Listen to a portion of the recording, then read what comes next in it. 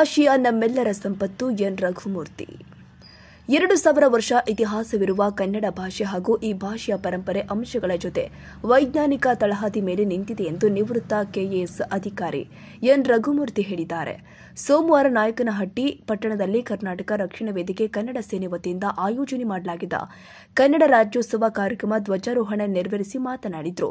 ಆಂಗ್ಲ ಭಾಷೆಯ ಮಮ್ಮಿ ಎನ್ನುವ 2 ಅಕ್ಷರ ತುಟಿ ಅಂಚಿನಲ್ಲಿ ಮರೆಯಾಗುತ್ತೆ. ಆದರೆ ಅಮ್ಮ ಎನ್ನುವ ಕನ್ನಡ ಭಾಷೆಯ ಭಾವನಾತ್ಮಕ ಪದ, ಸ್ವರ ಮತ್ತು ವ್ಯಂಜನ ಮಿಶ್ರಿತವಾಗಿ ನಾಭಿಯಲ್ಲಿ ಹುಟ್ಟಿ ತುಟಿಯಲ್ಲಿ ಅಂತ್ಯವಾಗುತ್ತೆ. ಇಂತಹ ಉತ್ಕೃಷ್ಟವಾದ ಭಾಷೆ ಪ್ರಪಂಚದಲ್ಲಿ ಎಲ್ಲೂ ಇಲ್ಲ. ಪ್ರಪಂಚದ ಬೇರೆ ಬೇರೆ ಭಾಗದಲ್ಲಿ ಆಯಾ ಕೆಲವು ಭಾಷೆಗಳು ಅಳಿದು ಹೋಗಿದೆ. ಇನ್ನೂ ಶತಮಾನಗಳಿಸಿದ್ರೂ ಕೂಡ ನಮ್ಮ ಕನ್ನಡ ಭಾಷೆ ಅನನ್ಯವಾಗಿ ಬೆಳೆಯುತ್ತಲೇ ಇರುತ್ತೆ.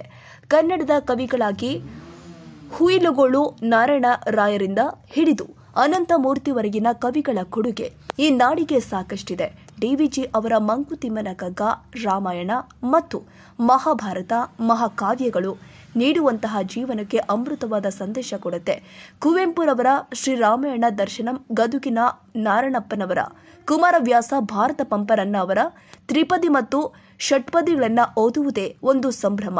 ಇಂತಹ ಕಾದಂಬರಿಯನ್ನ ಮತ್ತು ಚಿತ್ರದುರ್ಗದ ಸ್ವಾಭಿಮಾನ ಮತ್ತು ಪರಂಪರೆಗೆ ಹೆಸರಾದಂತಹ ಕಾದಂಬರಿಗಳನ್ನು ಬರೆದಂತಹ ತಾರಾಸು ಮತ್ತು ಕುವೆಂಪು ಅವರ ಗುರುಗಳು ಆದ ವೆಂಕಣ್ಣಯ್ಯ, ಬೆಳಗೆರೆ, ಕೃಷ್ಣಶಾಸ್ತ್ರಿ ಇಂತಹ ಕವಿಗಳು ಈ ನೆಲದಲ್ಲಿ ಹುಟ್ಟಿದ್ದಾರೆ.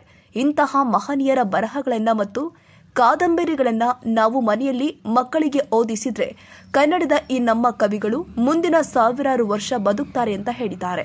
ಇನ್ನು ಈ ಸಂದರ್ಭದಲ್ಲಿ ಉಪಸ್ಥಿತರಿದ್ದ ಪಟ್ಟಣ ಪಂಚಾಯಿತಿ ಸದಸ್ಯ ಓಬಯ್ಯ ದಾಸ್, ಕರಿವೆ ಕನ್ನಡ ಸೇನೆ ಜಿಲ್ಲಾಧ್ಯಕ್ಷ ರವಿಕುಮಾರ್ ನಾಯಕ್, ಜಿಲ್ಲಾ ಮಹಿಳಾಧ್ಯಕ್ಷ ರೇಣುಕಾ, ಜಿಲ್ಲಾ ಕಾರ್ಯದರ್ಶಿ ಓಬಳೇಶ್, ಆಟೋ ಚಾಲಕ ಸಂಘದ ಅಧ್ಯಕ್ಷ ಓಬಳೇಶ್, ಪಟ್ಟಣ ಪಂಚಾಯಿತಿ ಸದಸ್ಯ ಸುನೀತಾ ಮುದಿಯಪ್ಪ, ಹೋಬಳಿ ಅಧ್ಯಕ್ಷ ಮುತ್ತಯ್ಯ, ನಗರ ಘಟಕ ಅಧ್ಯಕ್ಷ ತಿಪ್ಪೇಸ್ವಾಮಿ, ಹೋಬಳಿ ಉಪಾಧ್ಯಕ್ಷ ರಾಘವೇಂದ್ರ, ಹೋಳಿ ಸಂಘಟನೆ ಕಾರ್ಯದರ್ಶಿ ಶಿವಮೂರ್ತಿ, ಪ್ರಧಾನ ಕಾರ್ಯದರ್ಶಿ ಮಂಜು, ಗೌರವಾಧ್ಯಕ್ಷ ವಿಶ್ವನಾಥ್, ಯುವ ಘಟಕ ಅಧ್ಯಕ್ಷ ಮಧು, ನಗರ ಘಟಕ ಉಪಾಧ್ಯಕ್ಷ ಮಂಜುನಾಥ್, ಯುವ ಕಾರ್ಯದರ್ಶಿ ಪ್ರೇಮ್ ಕುಮಾರ್, ಗೌರವಾಧ್ಯಕ್ಷ ನವೀನ್, ವಿದ್ಯಾರ್ಥಿಗಳ ಘಟಕ ಅಧ್ಯಕ್ಷ ಮಲ್ಲಿಕಾರ್ಜುನ್, ಕಾರ್ಯದರ್ಶಿ ಪ್ರಸನ್ನಕುಮಾರ್, ವಿದ್ಯಾರ್ಥಿ ಘಟಕ ಉಪಾಧ್ಯಕ್ಷ ಬೋರ್ಸ್ವಾಮಿ, ಯುವ ಘಟಕ ಉಪಾಧ್ಯಕ್ಷ ಸಣ್ಣ ಮಲ್ಲಪ್ಪ, ಕಾರ್ಮಿಕ ಕಾರ್ಯದರ್ಶಿ ರಾಮಚಂದ್ರ, ಗ್ರಾಮ ಘಟಕ ಅಧ್ಯಕ್ಷ ಶಿವರಾಜ್, ನಗರ ಸಂಚಾಲಕ ಬೋರಯ್ಯ, ನಗರ ಘಟಕ ಕಾರ್ಯದರ್ಶಿ ಡಾ ನಾಗರಾಜ್ ಮೀಸೆ, ಮಹಿಳಾ ಘಟಕ ಹೋಬಳಿ ಅಧ್ಯಕ್ಷೆ ಬಿ ತಿಪ್ಪಮ್ಮ, ಚಿನ್ನಮಲ್ಲಯ್ಯ, ಮಹಿಳಾ ನಗರ ಘಟಕ ಅಧ್ಯಕ್ಷ ಚಂದ್ರಮ್ಮ, ಹೋಬಳಿ ಕಾರ್ಯದರ್ಶಿ ಮಾರಕ, ನಗರ ಘಟಕ ಕಾರ್ಯದರ್ಶಿ ಅನಿತಮ್ಮ, ಹೋಬಳಿ ಉಪಾಧ್ಯಕ್ಷ ಅನಸೂಯಮ್ಮ, ನಗರ ಘಟಕ ಉಪಾಧ್ಯಕ್ಷೆ ಲಕ್ಷ್ಮಿ, ಪ್ರಧಾನ ಕಾರ್ಯದರ್ಶಿ ಮಮತಾ, ಗೌರವಾಧ್ಯಕ್ಷ ಶಾಂತಮ್ಮ, ಯುವ ಅಧ್ಯಕ್ಷೆ ತಿಪ್ಪಿರಮ್ಮ, ಗ್ರಾಮ ಘಟಕ ಕಾರ್ಯದರ್ಶಿ ಮಾರಕ, ಗ್ರಾಮ ಘಟಕ ಅಧ್ಯಕ್ಷೆ ಯಶೋದಮ್ಮ, ಕಾರ್ಮಿಕ ಘಟಕ ಅಧ್ಯಕ್ಷೆ ನಾಗರತ್ನಮ್ಮ, ಕಾರ್ಮಿಕ ಘಟಕ ಉಪಾಧ್ಯಕ್ಷೆ ಭಾಗ್ಯಮ್ಮ, ಕಾರ್ಮಿಕ ಕಾರ್ಯದರ್ಶಿ ಲಾಯರ್ ಭಾಗ್ಯ, ವಿದ್ಯಾರ್ಥಿ ಘಟಕ ಅಧ್ಯಕ್ಷೆ ಕವಿತಾ, ನಗರ ಸಂಚಾಲಕಿ ತಿಪ್ಪಮ್ಮ ಇನ್ನು ಮುಂತಾದವರು ಹಾಜರಿದ್ದರು. ಈ ಭಾಷೆಯನ್ನು ನಾವು ಯಾವಾಗಲೂ ಎಷ್ಟೇ ವರ್ಷಗಳು ಕಾಲಂದರು ಮುಂದಿನ ಜನ ಪೀಳಿಗೆ ಮಕ್ಕಳು ಮರಿಗಳಿಗೆ ಈ ಕನ್ನಡ ಭಾಷೆಯನ್ನು ನಾವು ಕಲಿಸಬೇಕು. ಈ ಕನ್ನಡ ಭಾಷೆಯಿಂದ ನಾವು ಹುಟ್ಟಿ ಬೆಳೆದು ನಾವು ಇನ್ನೂ ಬೇರೆ ಭಾಷೆಗಳಿದ್ದಾವೆ, ಹಿಂದಿ, ಇಂಗ್ಲೀಷು, ಉರ್ದು, ತಮಿಳು ಭಾಷೆ ಅವೇನಿದ್ದೀವಿ. ಆದರೆ ಆದರೆ ನಾವು ಕನ್ನಡ ಭಾಷೆಗೆ ಮಹತ್ವವನ್ನು ಕೊಟ್ಟರೆ ನಾವು ಕನ್ನಡ ಮಾತಿಗೆ ನಾವು ಋಣವನ್ನು ತೀರಿಸಲಾಗುತ್ತದೆ.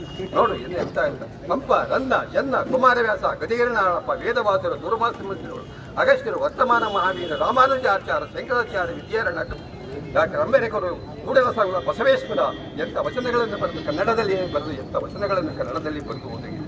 ಅಂಥ ಮಹಾತ್ಮರನ್ನು ನಾವು ನೆನೆಸಿ ಕನ್ನಡ ಭಾಷೆಗೆ ಮಹತ್ವವಾದ ಕರುಣೆಯನ್ನು ನಾವು ಉಂಟು ಮಾಡಿ ಕನ್ನಡ ಭಾಷೆಗೆ ಮಹತ್ವವನ್ನು ನಾವು ಕೊಡಲೇಬೇಕು. ನಾವು ಮುಂದಿನ ಪೀಳಿಗೆಗೆ ಒಳ್ಳೆಯ ಒಂದು ಕನ್ನಡ ಭಾಷೆಯಲ್ಲಿ ಉತ್ತಮವಾಗಿ ನಾನು ಹೇಳ್ತೇನೆ. ಕನ್ನಡ ಭಾಷೆಗೆ ನೋಡು, ಕನ್ನಡ ಭಾಷೆ ಕನ್ನಡ ಭೂಮಿಯಲ್ಲಿ ಎಲ್ಲೇ ಹೇಳಿ ಚಿತ್ರದುರ್ಗದ ಒನಕೆ ಹೋಗುವ ಕನ್ನಡದಲ್ಲಿ ಎಷ್ಟು ಚೆನ್ನಾಗಿ ಮಾತಾಡಿದ್ವಿ.